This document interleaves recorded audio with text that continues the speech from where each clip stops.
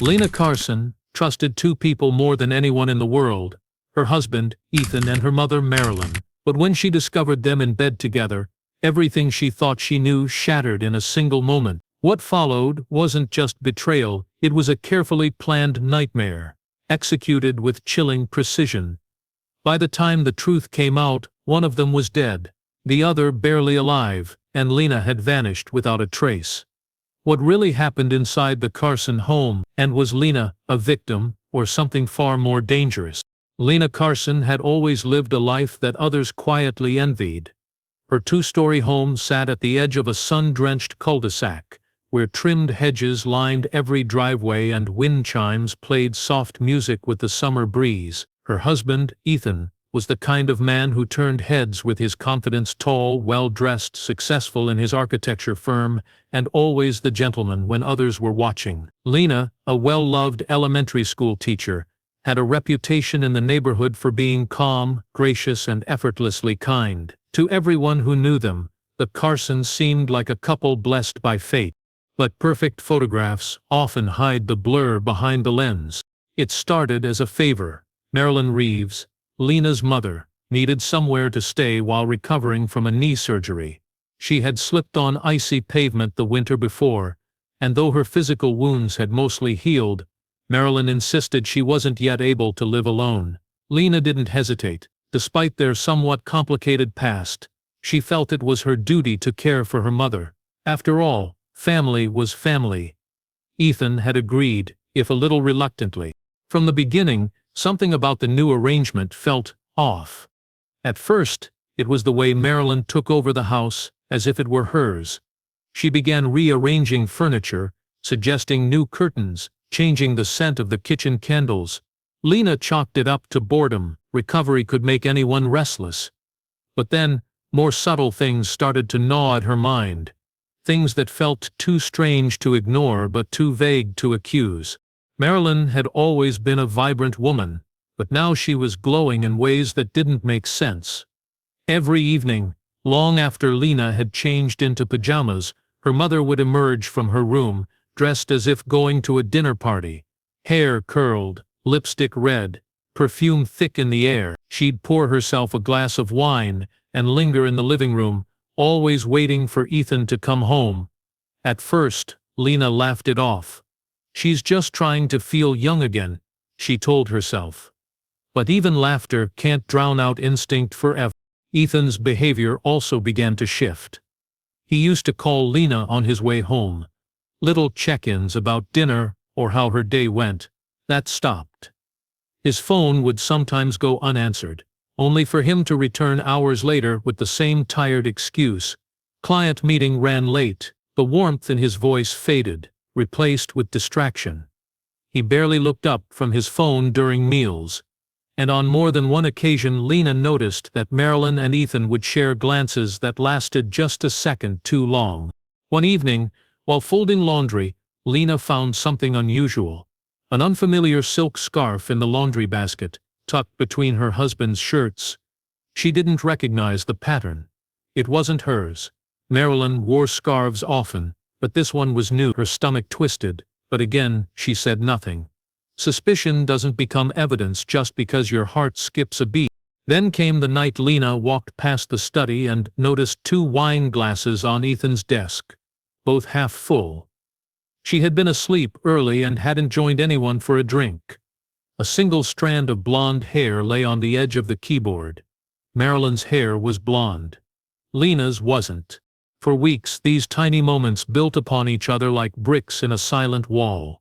Each one didn't say much on its own, but together they began to form a structure of dread that Lena couldn't ignore. Her mind raced through possibilities, each more disturbing than the last. Was it just paranoia, or was something happening right under her nose? At night she stared at the ceiling, her thoughts spiraling in the dark. Was she imagining things? Was she letting old wounds, childhood tensions with her mother, distant emotional bruises, cloud her judgment? Or was her home quietly crumbling from the inside? Whatever the truth was, Lena was beginning to sense that the life she thought was perfect might only be perfect because she hadn't yet seen what was hiding behind the curtain. and something inside her whispered that if she pulled it back, she might never be the same again. Lena tried to push the unease aside, to rationalize the strange details that were beginning to unravel her carefully constructed world. After all, people saw what they wanted to see. Maybe Marilyn was just bored, lonely, craving attention. Maybe Ethan really was buried in work. Life had a way of wearing people down, of making relationships shift and fade. That didn't mean something sinister was happening.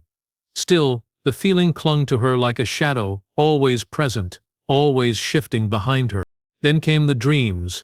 They started subtly, vague, foggy fragments that faded the moment she woke, but soon they became vivid. Scenes of her walking down the hallway and hearing whispers behind closed doors. In the dreams, she'd reach for the handle, her heart pounding, only to wake up in a cold sweat before the door opened. She couldn't shake the feeling that her subconscious was trying to warn her, showing her what she wasn't ready to confront in waking life. The days felt heavier. Ethan had stopped kissing her goodbye in the mornings. His phone was always face down. He now slept with it tucked under his pillow.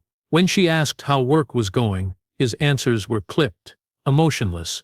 And Marilyn, she had become more radiant than ever. She started wearing Ethan's favorite brand of cologne around the house, something Lena had bought for him on their anniversary. The scent lingered in the hallways like a ghost.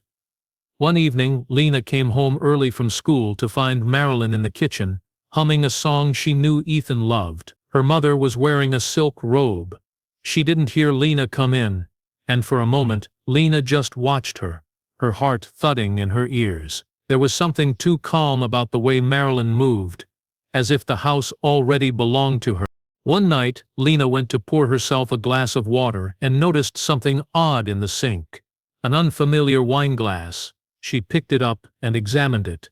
The rim was smudged with lipstick, the deep maroon kind Marilyn always wore. But what caught her attention wasn't the glass itself, it was what sat beside it.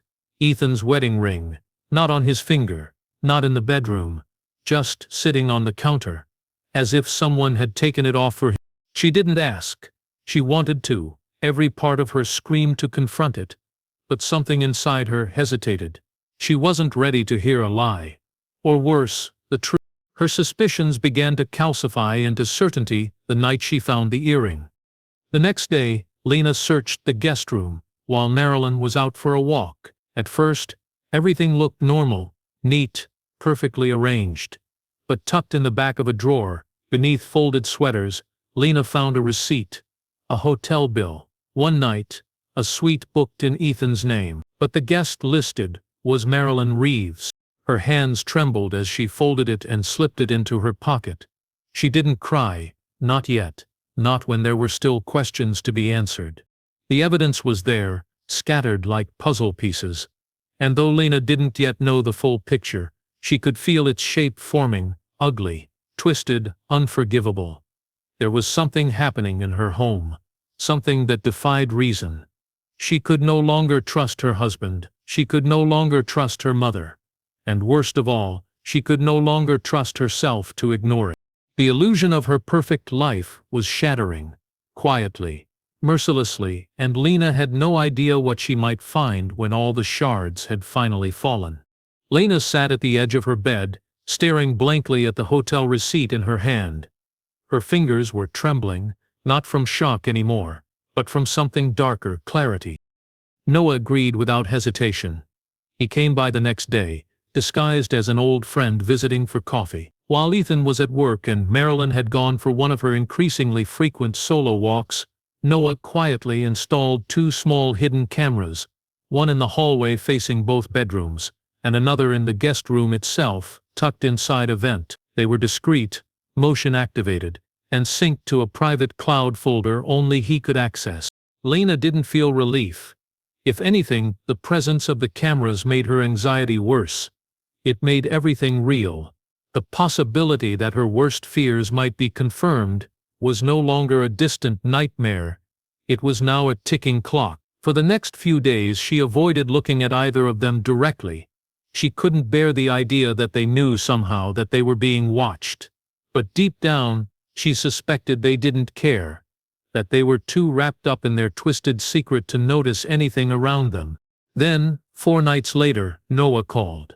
His voice was different, tight, controlled, like he was holding something back. "I found something," he said simply. "You need to come over. Now." Lena barely remembered the drive to Noah's place. Her mind was a storm of noise, half hope, half dread.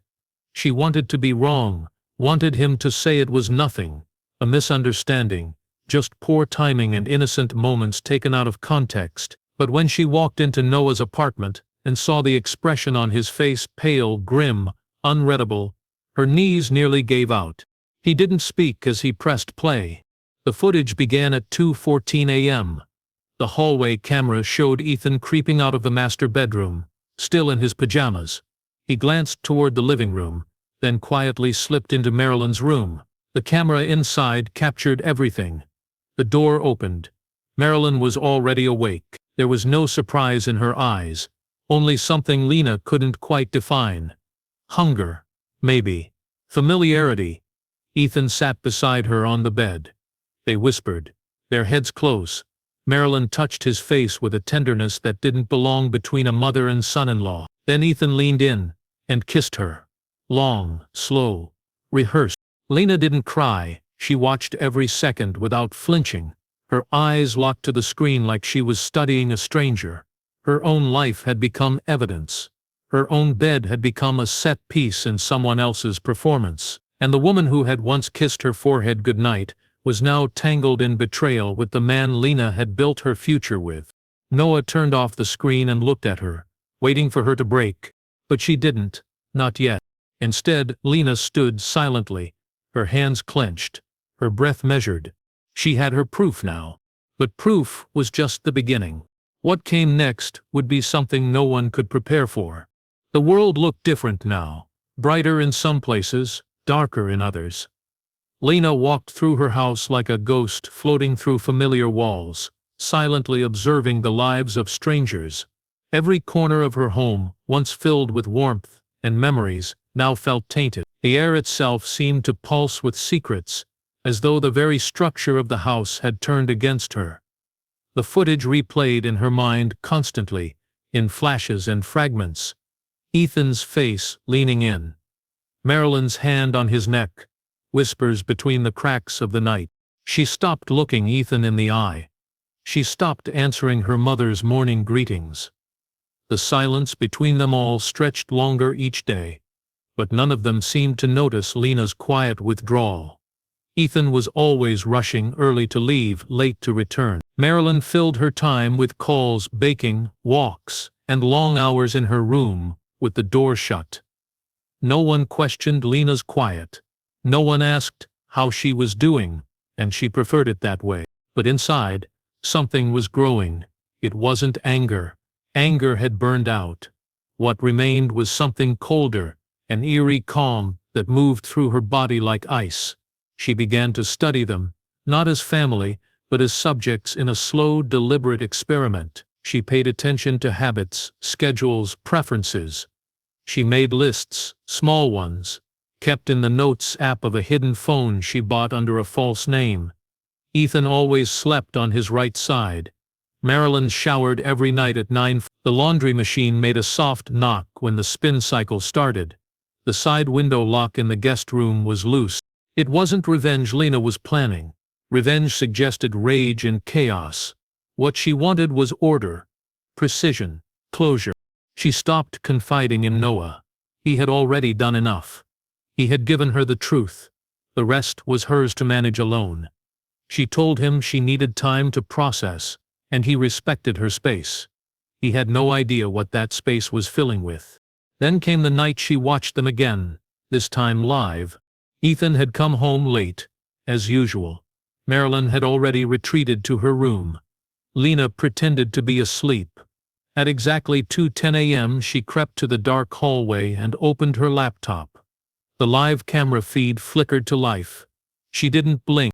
Ethan appeared in the hallway 3 minutes later, his feet soundless on the carpet. He glanced at her closed bedroom door, paused for just a second, then turned toward Marilyn's room. The door creaked open. The angle wasn't perfect, but it was enough. She saw his silhouette lean in. The door closed behind him. Lena closed the laptop. Her hands didn't shake this time. She walked to the bathroom and calmly washed her face, staring at her reflection. Her eyes looked older now, distant, as though she were watching herself from somewhere else. She returned to the kitchen and sat at the table. There, in the center, was a small leather-bound notebook she had pulled from the back of the closet earlier that evening. It was from her college years, half filled with poetry, scraps of stories. But at the back she began a new entry. Operation Divide. Step 1. Evidence collected. Step 2. Observe daily routines. Step 3. Secure access to storage unit. Step 4. Plan final night. She closed the book and slid it into the drawer beneath the sink, beneath old bills and expired coupons. The pieces were falling into place. Lena no longer cared about confronting them. There was no satisfaction in screaming, no healing in confession. They had already buried her heart. Now, she would bury something else. The night it happened, the neighborhood was quiet. Too quiet for summer. No barking dogs, no clinking wind chimes. Just the still hum of porch lights and the distant whir of a ceiling fan turning behind a closed window. It was a silence that made the air feel heavy, like something was waiting to happen. Earlier that evening, Lena had prepared dinner as if it were just another Thursday. Roast chicken, mashed potatoes, and steamed carrots, Marilyn's favorite. She set the table neatly for 3, even lit a candle in the center. Ethan was late, as always, and Marilyn arrived with her usual air of importance, wearing a pearl necklace and the same wine-colored lipstick Lena had seen on the rim of the hidden glass days before. No one said much. The clinking of cutlery was the only sound between them. Ethan complimented the food without looking up. Marilyn drank her wine slowly, watching Ethan more than her daughter. Lena just smiled softly, nodding where needed, invisible in her own home. After dinner, she insisted on doing the dishes alone. "You two relax," she said quietly. Neither protested. They left together, walking toward the back of the house. Lena listened to their steps grow distant, then disappear entirely. When she was done cleaning, she went down to the basement. The room was colder than usual, dim, cement-floored, with boxes stacked against the walls. At the center stood an old work table, rarely used since Ethan bought it years ago. Lena opened the cabinet beneath it and pulled out the item she'd hidden days earlier. A letter opener, long, slender, and razor-sharp. A gift Ethan had once received from a client, engraved with his initials. She ran her fingers along the edge. The metal was smooth, gleaming in the low light. It was perfect. Back upstairs, she waited. Not for long. At exactly 11:34 p.m., Ethan returned to the kitchen to get water. Lena stood near the sink, her expression unreadable. "Could you help me with something in the basement?" she asked. Her tone was soft, neutral. Ethan blinked, surprised by the request, but nodded. He followed her down without a word. They were only down there for 5 minutes. At 11:42 p.m., a loud thump echoed through the house. Then another. A neighbor later reported hearing something like furniture falling, but didn't think much of it. Inside the Carson home, chaos had erupted behind a locked basement door. When the police arrived an hour later, responding to a panicked 911 call from a neighbor who saw blood on the rear patio window, they found the basement door wide open. Inside, Marilyn Reeves lay in a pool of blood, her white blouse soaked deep crimson. The murder weapon, a bloodied letter opener, was wedged into her chest with disturbing precision. Her eyes were wide open, frozen in shock. Ethan Carson was found nearby, unconscious and slumped against the wall. His head was bleeding, and his hands were stained with blood. His shirt had been torn, as though there had been a struggle. He was rushed to the hospital in critical condition, barely breathing. But Lena was gone. Her car was missing. Her phone was powered off. There was no note, no goodbye. Not a single trace of where she had gone. Only the lingering silence of what she had left behind. The police sealed off the basement as a crime scene, Forensics collected fingerprints, blood samples, and shoe impressions. Ethan's fingerprints were on the weapon. Marilyn's DNA was found beneath his fingernails. But there was no trace of Lena. No blood. No hair. No prints. It was as if she had vanished into the night, erasing herself from the story. But she hadn't erased the story, she had written it. Detective Claire Monroe arrived at the Carson residence just before sunrise. The street was still cordoned off with yellow tape, flashing lights washing the pale siding of the house in alternating red and blue. She stepped out of her car with a practiced calm, but even she could feel the weight in the air. It wasn't just another domestic disturbance.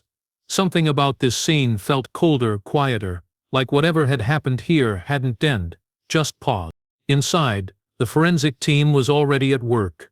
Claire reviewed the initial reports with a sharp eye. Female victim, mid-50s, stabbed multiple times in the basement.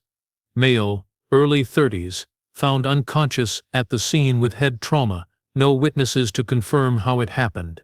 The wife, Lena Carson, was missing.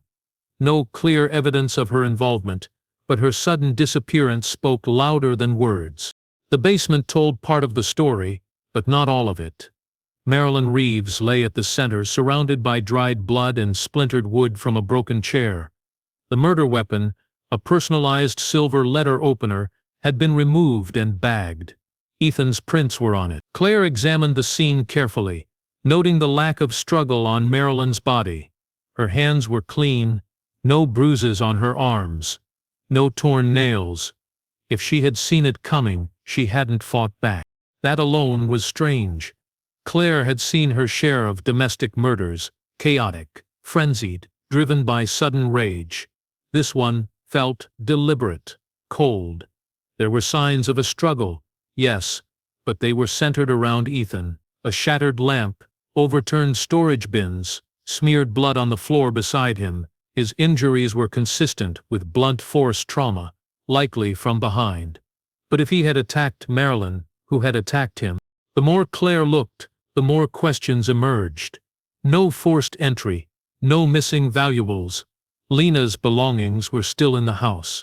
Her phone charger by the bed, her toothbrush, even a half-packed grocery bag near the fridge. It didn't feel like a runaway. It felt like someone who had planned to leave without looking back. Claire interviewed the neighbors. Most hadn't heard anything until the police arrived. One elderly woman claimed she heard a sharp noise around midnight, but chalked it up to a raccoon knocking over trash bins. Another neighbor recalled seeing Lena outside the day before, unusually quiet, just staring out toward the street like she was memorizing it. Back at the station, Claire sat with Ethan once he regained consciousness. His memory was fragmented. He claimed to remember nothing after going to the kitchen for water. "I heard a noise," he said. Then everything went dark. When asked about his relationship with Marilyn, he hesitated, too long, then gave a vague answer. "She was family. We were close." Claire noted the pause, not denial, just carefully chosen words.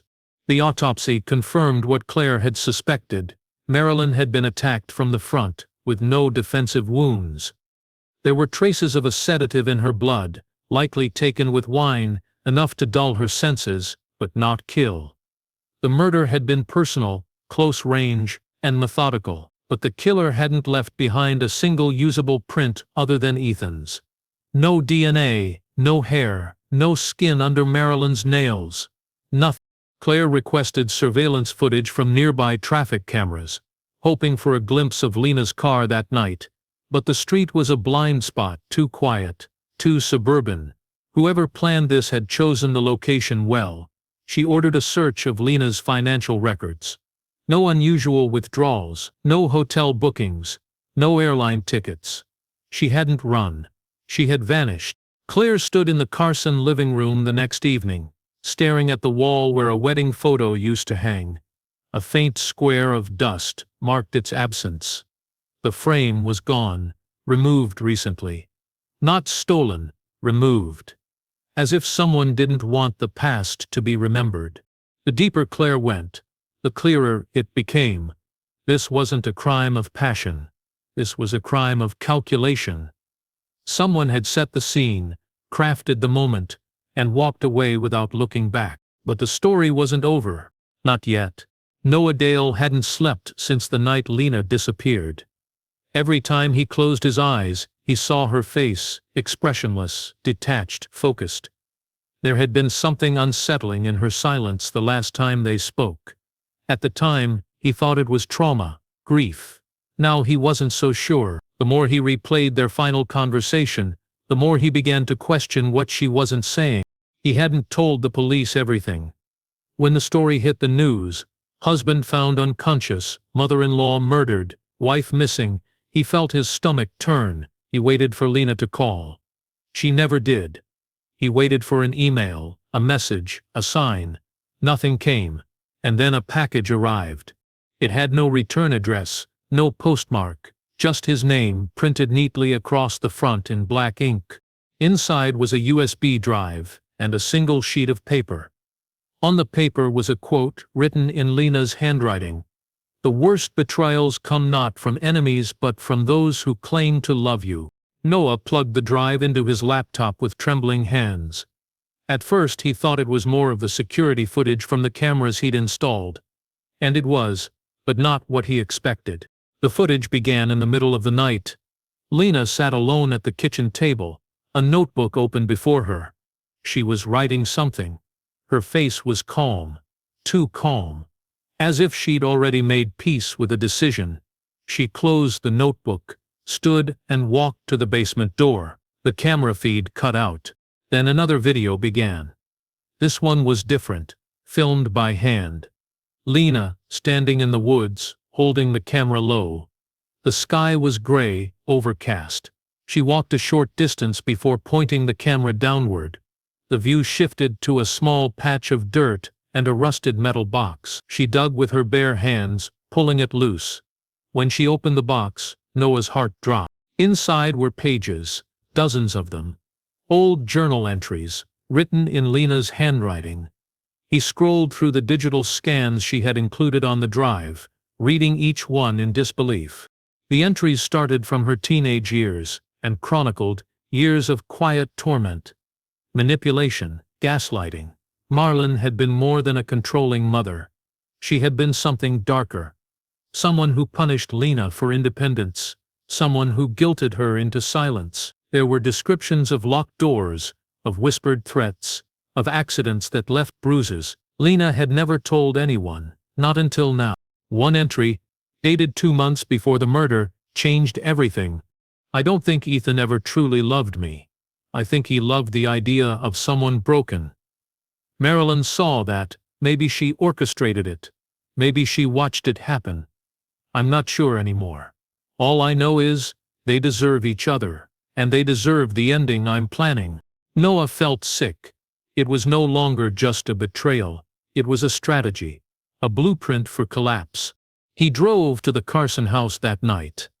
The crime scene tape had long been removed, but the air still carried the weight of what had happened there.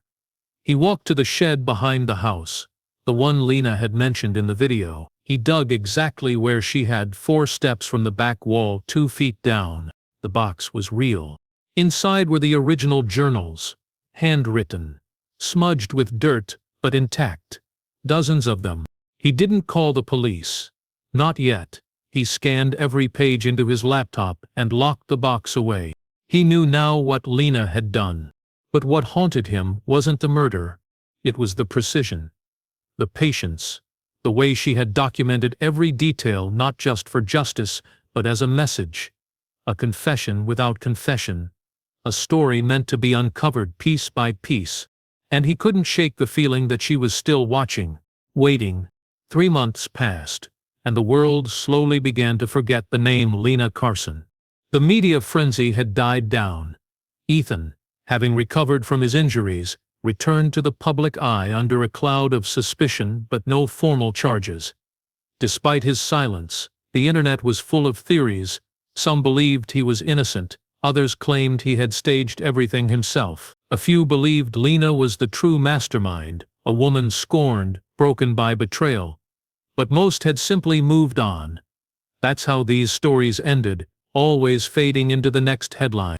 Detective Claire Monroe, however, had not moved on. The case still lived on her desk, the file thicker than any other in her drawer. She read and reread the reports, combed over surveillance stills and studied the forensics. But no matter how deep she went, she kept returning to the same unsettling conclusion. Lena Carson had disappeared without a trace. Not out of fear, not in panic, but by design. Someone fleeing in terror leaves chaos. Lena had left silent. There were no credit card transactions, no security footage, no digital trail. The last ping from her phone was captured at a tower near a nature reserve 3 hours north of the city. After that, nothing. Claire had even driven out there herself, searching the edges of the forest, interviewing hikers, scanning through abandoned cabins, but it was like chasing smoke. Then, on an unremarkable Tuesday morning, something arrived. A simple white envelope, addressed to Detective Monroe in block letters. No stamp, no return address. It had been dropped off at the precinct's front desk by someone who claimed to be a delivery driver but left before giving a name. Inside the envelope was a postcard. It was black and white, an old photo of a rose garden. On the back in neat, cursive handwriting were only a few words. Some betrayals aren't crimes. Some crimes are justice. You decide which this was. It was signed with a single initial. Claire stared at the card for a long time. It wasn't a confession, but it wasn't innocence either. It was a challenge, a riddle, a final echo of a story that still refused to close. There was something else, a faint imprint left by pressure on the card, barely visible unless tilted under the light. A hand-drawn rose, simple, sketched in quick strokes. It matched the same drawing found at the end of Lena's old journals, the symbol she used when signing her childhood letters. Only a few people would have recognized it. Claire did. The forensic team found no fingerprints, no DNA, just the ink and the message. Claire added the postcard to the file, sealing it in a plastic sleeve. But something about it felt final, not in a way that brought peace, but in the sense that Lena had written the last chapter herself. Whatever she had set out to do was done. Marilyn was dead. Ethan was publicly disgraced, his reputation in ruins, and Lena, she had vanished, but not without leaving a shadow behind. Months later, strange reports began to surface. A woman matching Lena's description was spotted in a small village in northern Canada, working under a different name, volunteering at a community center. Another sighting placed her in southern France, teaching English at a rural school. None of the reports were confirmed. Every time someone arrived to check, she was already gone. Some called her a killer, others a survivor, a ghost of justice, walking free in a world that had betrayed her. But one thing was certain, Lena Carson had rewritten the rules. And whatever story she was living now, it was entirely her own.